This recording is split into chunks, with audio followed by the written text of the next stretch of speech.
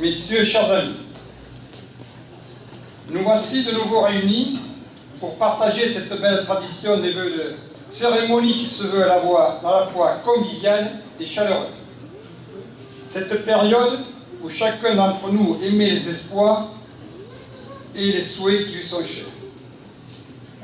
Permettez-moi de vous remercier chaleureusement d'avoir répondu présent aussi nombreuses et nombreux à mon invitation et celle du conseil municipal.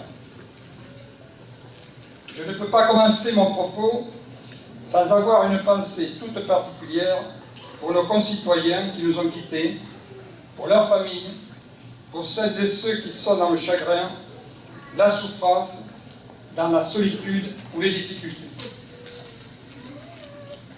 J'aurais bien sûr ici une pensée toute particulière pour notre collègue et ami Jean-Pascal Bernadi, qui nous a quittés au mois de juillet dernier. Suite à ces odieux attentats, le peuple français a su, une nouvelle fois, se rassembler derrière les valeurs les plus fondamentales, la liberté, l'égalité, la fraternité et la laïcité. Le peuple français a montré aux terroristes qu'il était libre, libre de vivre, de penser, de s'exprimer et d'espérer.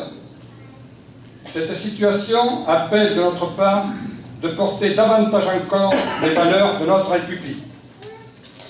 Quelle que soit notre couleur, notre religion, notre nationalité et nos différences, nous devons continuer à vivre ensemble dans le respect de l'autre, en refusant tout ce qui nous oppose. Dit autrement par Martin Luther King, nous devons apprendre à vivre ensemble comme des frères, sinon nous allons mourir tous ensemble comme des idiots.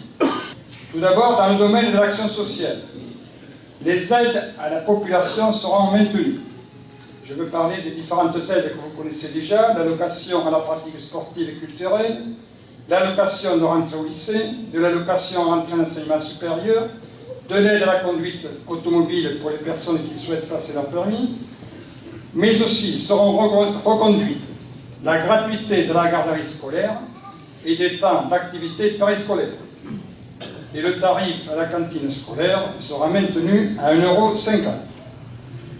À travers ce choix politique, je dis et je redis que nous soutenons et que nous continuerons à soutenir ceux qui sont dans la difficulté et le besoin, mais aussi ceux qui le méritent, à savoir ceux qui travaillent, cotisent, payent des impôts, mais parce qu'ils gagnent un peu plus que le SMIC, n'ont jamais droit à rien.